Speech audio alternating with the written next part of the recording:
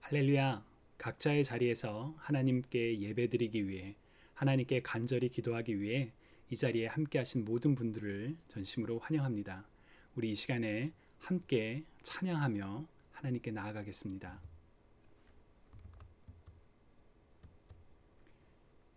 만복의 근원 하나님, 온 백성 찬송 드리고, 저 천사여 찬송하세. 찬송 성부 성자 성령.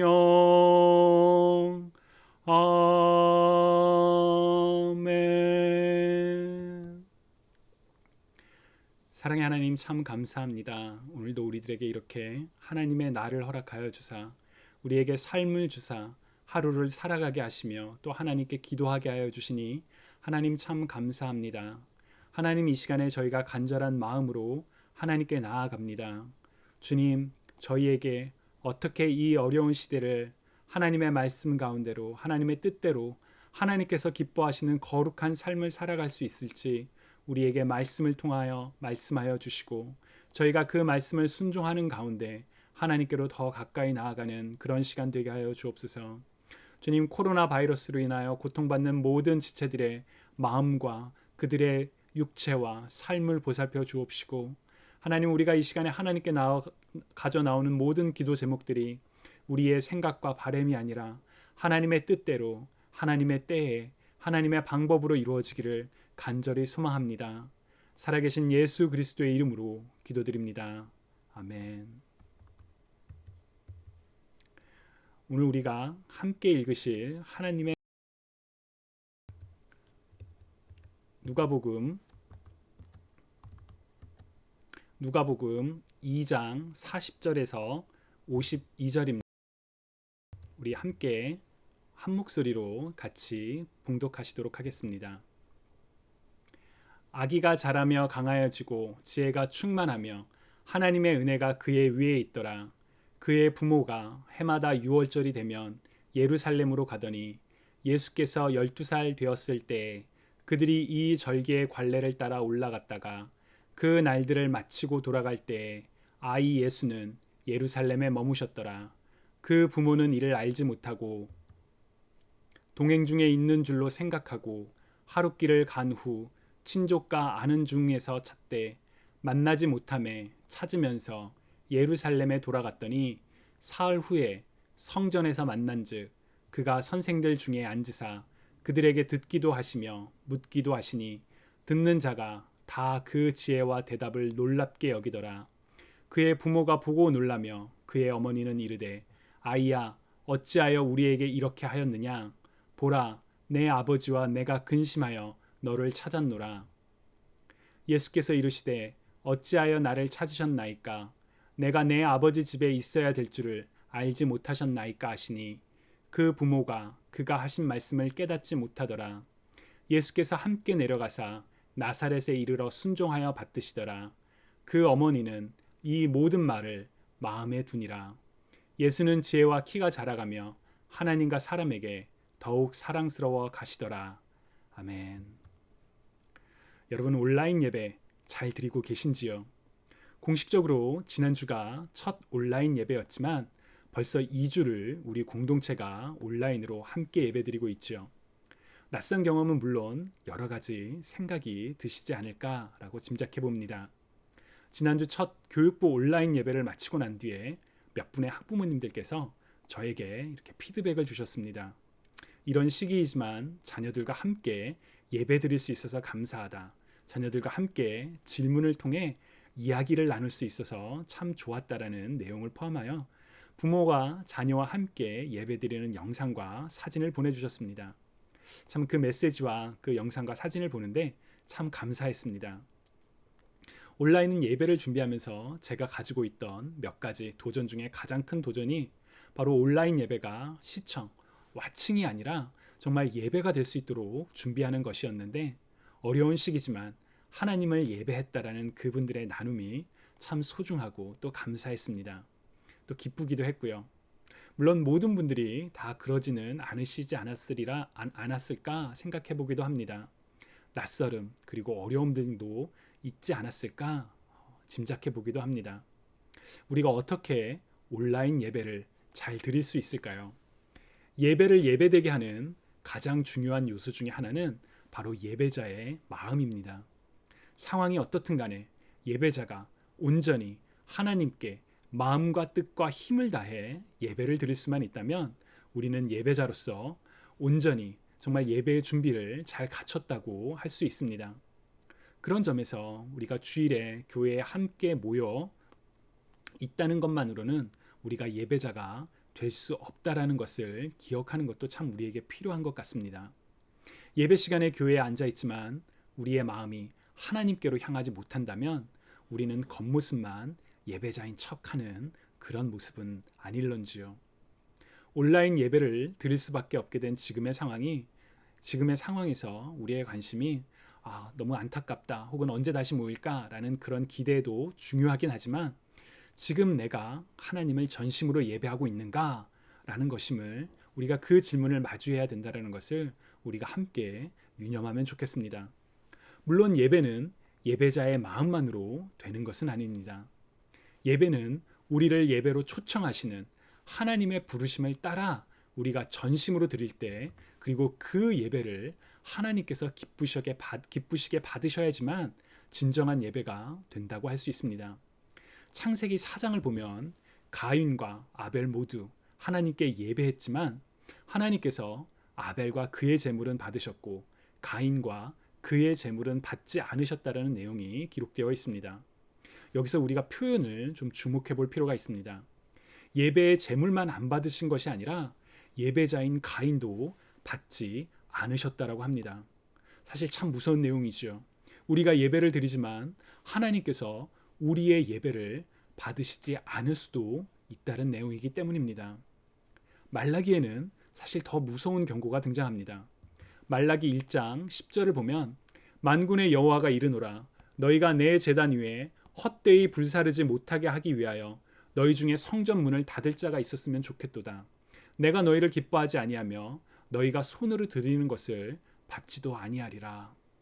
아멘. 사실 아멘이라고 말하기에도 참 너무 부담스럽죠. 하나님께서 선지자 말라기를 통해 이렇게까지 강하게 말씀하시는 이유는 이스라엘이 겉모습은 예배의 모습을 취하며 제물을 가지고 왔지만 그 마음은 하나님을 향한 것이 아니라 예배드렸다라는 자기 만족을 위하여 형식적인 예배를 드렸기 때문에 하나님께서 이렇게 무섭게 말씀하신 적도 있습니다. 주님이 사랑하시는 여러분, 온라인 예배 잘 드리고 계신지요? 예배를 진정한 예배가 되게 하는 것은 장소와 시간이 아니라 우리의 마음과 우리의 태도이며 예배는 우리의 만족을 위한 것이 아니라 바로 하나님을 기쁘시게 하는 것임을 우리가 기억하며 정말 전심으로 예배드리는 저와 여러분이 되시기를 주님의 이름으로 간절히 축원합니다. 오늘 우리가 읽은 본문은 지난주에 이어 예수님의 어린 시절에 대한 이야기입니다. 누가는 40절에 기록한 것처럼 예수님이 자라며 강하여지고 지혜가 충만하며 하나님의 은혜가 그 위에 있었다고 기록하고 있습니다. 그리고 예수님께서 12살이 되던 해에 일어났던 아주 중요한 이야기를 하나를 소개를 하지요. 예수님의 부모는 참 신실했던 사람이었던 것 같습니다. 하나님께서 율법을 통해 명령하신 것을 그대로 순종하며 해마다 6월절이 되면 예루살렘으로 예배드리러 왔었기 때문입니다. 갈릴리 나사렛에서 예루살렘으로 향하는 길은 사실 쉬운 여정은 아니었을 것입니다. 그러나 예수님의 부모인 요셉과 마리아는 매년마다 말씀대로 율법대로 하나님을 예배하기 위해 예루살렘에 방문했지요. 예수님이 12살 되던 해에 매년 해왔던 것처럼 절기를 지키기 위해 예루살렘에 방문했습니다. 그리고 돌아오는 길에 그만 예수님을 데리고 오지 못했습니다. 43절에서 44절을 보시면 예수님은 예루살렘에 머물렀는데 부모가 그것을 알지 못하고 하룻길을 간 후에야 비로소 예수님이 없어졌다라는 것을 알았다고 합니다. 자녀를 잠깐 차에 두고 내려도 경찰의 제지를 받게 되는 미국의 상황을 생각해 보면 정말 일어날 수도 없는 끔찍한 일이 일어난 것이지요. 무려 하루 동안이나. 우리의 컨텍스트로 보면 요셉과 마리아가 참 주의가 부족하구나. 어쩜 아이를 그렇게 성의 없이 관리할 수 있지? 그런 생각을 할 수 있을지도 모르겠습니다. 그러나 당시의 컨텍스트를 고려하면 절기를 지키기 위해 요셉과 마리아 두 사람만이 예루살렘에 내려갔던 것이 아니라 친족들과 함께 많은 수가 이동을 했었을 거고, 그 한 무리 곧 카라반 내에서도 남자와 여자가 따로 가다 보면 예수가 안 보이네. 엄마랑 있겠지. 아빠랑 있겠지. 누구 친척이랑 있겠지. 그렇게 생각하며 오해할 수 있는 그런 컨텍스트입니다. 그리고 이스라엘 전국 각지에서 절기를 지키기 위해 많은 사람들이 모여들었을 테니 무척이나 혼잡했던 그런 맥락이었지요. 12살 소년 예수님이 없어진 것을 깨달은 부모는 아이를 찾기 위해 예루살렘으로 다시 돌아왔습니다. 46절을 보시면 무려 사흘 만에 성전에서 아이를 찾았다고 합니다. 그 시간 동안 부모의 마음은 얼마나 애 같았었을까요? 행여나 아이에게 무슨 일이 생겼으면 어떡하지? 이 아이가 밥은 잘 먹고 있을까? 잠은 잘 자고 있을까? 정말 별의별 생각이 다 들었을 것 같습니다. 그렇게 애절한 마음으로 아이를 찾고 있었는데 성전에 가보니 46절에서 47절에 기록된 것처럼 아이 예수가 선생들 중에 앉아서 듣기도 하고 묻기도 하며 말을 하고 있었다고 합니다. 그랬더니 그 듣는 자가 그 지혜와 대답을 모두 놀랍게 여겼다라고 합니다. 당시 문화는 선생, 곧 랍비가 앉아서 사람들이 하는 질문에 답을 했다고 합니다. 12살에 불과한 소년 예수님이 랍비와 같이 그들 중에 앉아서 그들과 같이 대화를 했으니 정말 매우 이상하고 어색한 낯설은 그런 장면이지요. 그러나 예수님의 지혜로운 말과 대답에 주변에 있는 모든 사람들이 놀랐다라고 합니다. 48절을 보시면 아이를 발견한 부모가 예수님께 말합니다.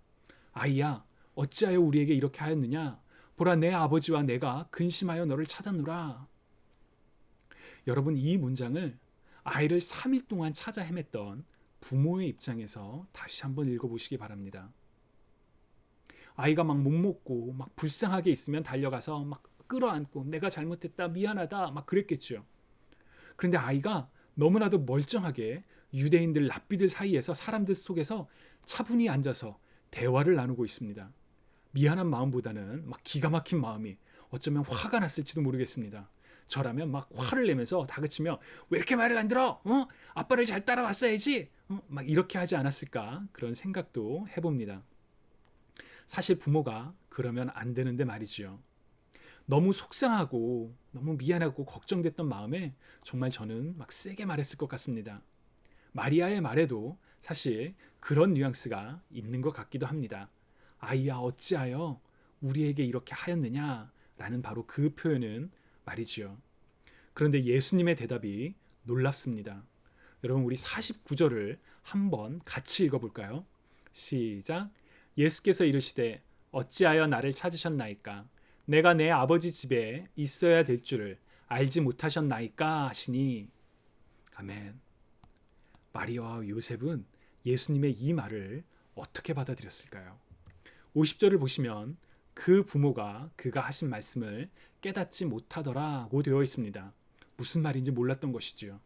아버지의 집은 요셉의 집인데 왜 성전에 남아있던 아이가 자기가 자기 아버지 집에 있어야 한다는 것을 말했는지 사실 전혀 이해를 하지 못했던 것 같습니다. 다만 51절을 보면 마리아는 그 모든 말을 마음에 담아두었다고 합니다. 다 이해할 수는 없지만 이 아이의 특별함에 대해 계속 마음에 두고 있었다는 것이겠지요. 저는 이 본문을 읽으면서 예수님이 왜 성전을 아버지의 집이라고 했을까라는 질문이 떠올랐습니다. 여러분 어떻게 생각하시나요? 왜 예수님께서 성전을 아버지의 집이라고 말했을까요? 히브리어에서 성전을 표시하는 성전으로 번역되는 몇 가지 단어가 있습니다. 그 중에 하나인 헤이칼이라는 단어가 있는데 이 단어는 궁전과 같이 큰 건물을 가리키는 단어입니다. 성전 또는 궁전 혹은 큰 집을 이 헤이칼이라는 단어로 표현하지요. 그런데 이 단어보다 성전을 가리킬 때 더 자주 사용되는 단어가 하나 있습니다. 바로 베이스라는 단어입니다. 이 단어는 일반적인 집, 곧 하우스를 가리킵니다. 다만 성전을 바로 이 베이스라는 단어로 사용할 때는 The House of the Lord, 하나님의 집, 여호와의 집이라는 표현으로 사용을 합니다. 왜 성전을 하나님의 집이라고 표현을 했을까요? 하나님이 우리 인간처럼 집이 필요하셨을까요? 영이신 하나님은 우리와 같은 집이 필요하지 않으십니다. 이사야서 66장 1절을 세번역 성경으로 읽어보면 주님께서 이렇게 말씀하신다. 하늘은 나의 보좌요, 땅은 나의 발 받침대다. 그러니 너희가 어떻게 내 집을 짓겠으며 어느 곳에다가 나를 쉬게 하겠느냐라고 기록되어 있습니다. 창조주 하나님을 위하여 피조물인 인간이 하나님의 집을 짓는다는 것은 사실 말이 되지 않습니다. 그러나 하나님께서는 하나님의 집을 짓도록 허락하셨습니다. 왜 그러셨을까요? 이스라엘이 성전을 짓기 전에 성막이 존재했었지요. 우리에게 성막은 성스러운 장막이라는 고유 명사처럼 인식이 됩니다. 그러나 사실 성막으로 번역된 히브리어 미슈카는 거주하다 혹은 정착하다를 뜻하는 히브리어 동사 샤칸에서 파생한 명사입니다. 즉 성막으로 번역된 미슈칸이라는 단어는 그냥 거주하는 장소, 거처를 뜻하는 일반 명사이죠. 하나님께서는 모세에게 이스라엘에게 성막을 만들라고 명하시면서 바로 이 미슈칸을 성막을 뜻하는 단어로 사용하셨습니다. 왜냐하면 성막을 통해 거룩하신 하나님께서 이스라엘 가운데 거하시기를, 임재하시기를, 그래서 사람들이 하나님의 임재를 보고 경험하고 알 수 있도록 하기 위해서였습니다. 성전도 마찬가지입니다. 하나님께서 임재하시는 장소지요. 창조주 하나님께서는 어느 곳에서나 다 임재하실 수 있으시지만 거룩하신 하나님께서 인간 사이에 거하시기 위하여 특별히 구분된 장소인 성막, 성전을 짓게 하셨습니다. 그리고 하나님의 백성들은 바로 그 거룩한 장소에서 하나님을 예배했죠. 다른 장소가 아닌 하나님께서 거하시겠다라고 말씀하신 바로 그 장소에서 하나님을 예배했습니다. 처음에 말씀드렸던 것처럼 예배는 내가 예배하는 행위도 중요하지만 하나님께서 우리의 예배를 받으시지 않으면 예배가 되지 않습니다. 그렇기에 하나님을 만날 수 있는 곳, 하나님이 거하시는 곳인 성전에서 하나님을 예배했습니다. 그래서 성전이 하나님의 집이라고 불린 것이지요. 그런데 오늘 본문에서 예수님께서 바로 성전을, 하나님의 집을 내 아버지의 집이라고 말씀하십니다. 이유는 분명합니다. 인간의 죄를 대속하기 위하여, 복음을 전파하기 위하여 인간의 몸으로 오신 예수님이시지만, 그래서 요셉과 마리아라는 부모가 존재하고 있었지만 본인이 하나님의 아들임을 분명히 자각하고 있으셨고, 바로 성전을, 하나님의 집을 내 아버지의 집이라고 말씀하신 것이지요. 예수 그리스도가 인간으로 오신 하나님의 아들이심을 오늘 본문을 통해 우리는 분명히 확인할 수가 있습니다. 주님이 사랑하시는 여러분, 사실 코로나 바이러스로 인해 온라인 예배로 전환되면서 교회라고 불리던 건물에 오지 못하게 되다 보니 어색함이 우리에게 있습니다. 은연중에 교회라는 건물을 구약의 성전과 동일시하기도 합니다. 그래서 집에서 예배를 드리지만, 온라인으로 예배를 드리지만 성전에서 예배 드리지 못한 현실에 안타까워하고 또 예배를 드린 것 같지 않다라고 생각할 수도 있습니다. 만약 우리가 구약의 시대를 살아가고 있다면 맞는 말입니다. 하나님께서 받으시는 예배를 드리기 위해서 우리는 하나님을 만날 수 있는 곳, 곧 성전에서 예배를 드려야 합니다. 그러나 오늘날 우리가 예배 드리는 장소는 구약의 성전이 아닙니다. 예수 그리스도의 십자가 대속으로 인하여 거룩하신 하나님과 죄된 인간 사이를 구분하는 장막이, 그 천이 사라졌지요. 하나님의 영이신 성령 하나님께서 모든 믿는 자에게 오셨습니다. 그래서 우리는 더 이상 과거에서처럼 특정한 장소에서만 하나님을 예배할 수 있지 않습니다. 예수 그리스도의 보혈로 말미암아 어느 곳에서나 하나님을 예배할 수 있게 되었습니다. 여러분이 온라인 예배를 통해서 그리고 지금 이 시간에 각자의 자리에서 예배 드리고 계신 바로 그곳에서 우리는 하나님을 예배할 수 있으며 하나님을 만날 수가 있습니다.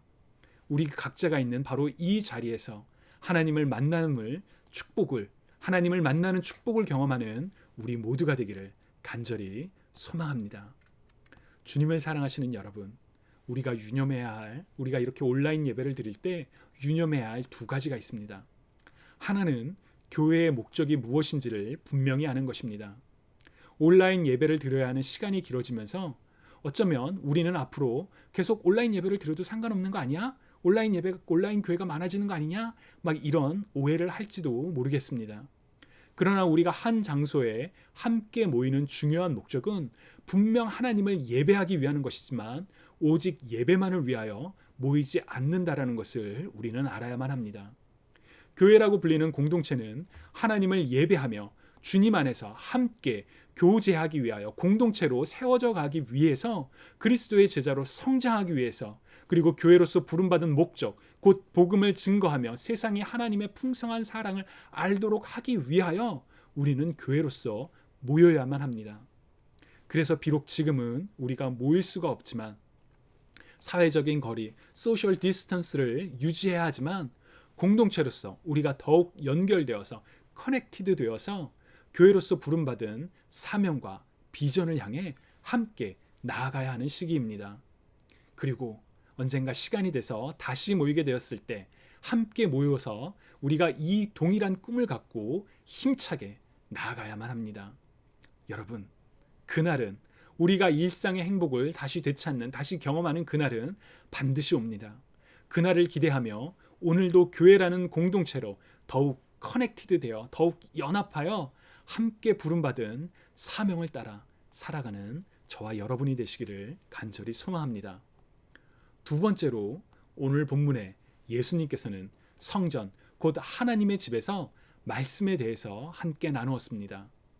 예수님 당시에 성전이 제사, 곧 예배만을 위한 장소가 아니었음을 우리가 짐작할 수가 있지요. 하나님을 예배하는 모든 곳, 지금 여러분께서 하나님을 예배하는 바로 그곳이 하나님께서 임재하시는 장소입니다. 그렇다면 여러분들께서는 바로 그 장소에서 무엇을 하고 계시는지요? 온라인 예배를 드리는 것, 네, 중요합니다. 우리는 하나님을 예배하도록 부름받은 예배자이기 때문에 우리의 자리에서 하나님을 예배해야 합니다. 그러나 교회라는 공동체의 목적이 예배만이 아닌 것처럼 오늘 본문에서 예수님께서 말씀에 대해서 함께 사람들과 나누셨던 것처럼 우리는 우리가 속한 장소를 하나님께서 기뻐하시는 장소, 하나님의 거룩한 일들이 일어나는 장소로 변화시켜야 할 책임이 있습니다. 코로나 바이러스로 인해 우리의 삶에 많은 어려움과 도전이 찾아왔지만 위기를 위기로만 생각하여 피하지 마시고 이때를 기회로 삼아 우리가 있는 장소에서 바로 하나님께서 기뻐하시는 일, 하나님을 영광되게 하는 일, 가족이 함께 예배하는 일, 그런 모든 일들이 일어나기를, 그래서 우리가 드리는 이 모든 온라인 예배가 우리의 삶을 축복으로 바꾸어 가기를 간절히 소망합니다. 요새 야후 바이블에서 레위기를 다루며 우리들 마음 가운데 거룩이라는 단어가 계속 마음에 남아있는 것 같습니다. 너희는 거룩하라, 이는 나 여호와 너희 하나님이 거룩함이라 라는 이 말씀을 오늘을 살아가는 우리는 어떻게 지킬 수 있을까요? 우리의 일상에서 거룩함을 살아가는 많은 방법이 있지만 저는 이 한 가지 질문을 통해 우리는 거룩함을 분별하며 거룩함을 향하여 거룩하게 살아갈 수 있다라고 생각합니다. 그 질문은 바로 What would Jesus do? 예수님이라면 어떻게 하셨을까라는 질문입니다. 우리를 위해 이 땅에 오신 예수님의 삶과 죽음을 기억하는 사순절, 주님이라면 지금 온라인 예배를 드려야 하고 함께 모이지 못하는 상황에서 어떻게 행하셨을까? 그 질문을 생각하며 오늘 하루도 거룩한 삶을 살아가는 저와 여러분이 되시기를 주님의 이름으로 간절히 축원합니다. 여러분, 우리 이 시간에 함께 같이 기도하시겠습니다. 사랑의 하나님, 저희가 코로나 바이러스로 인해 함께 모이지 못하고 온라인으로 하나님을 예배드려야 하는 그런 어려운 시기를 살아가고 있지만 하나님, 이 시기가 우리가 더욱더 정말 이 시기를 통하여 하나님께서 보여주시는 많은 복들을 경험하고 우리가 하나의 공동체로서 더욱더 커넥티드 되어 하나님의 영광을 위하여 또한 우리가 살아가는 바로 그 일상의 자리에서 하나님을 예배하며 하나님을 기쁘시게 하며 정말 하나님의 뜻을 따라 거룩한 삶을 살아가는 우리가 될 수 있도록 주님 우리의 삶을 인도하여 주옵소서. 살아계신 예수 그리스도의 이름으로 기도드립니다. 아멘.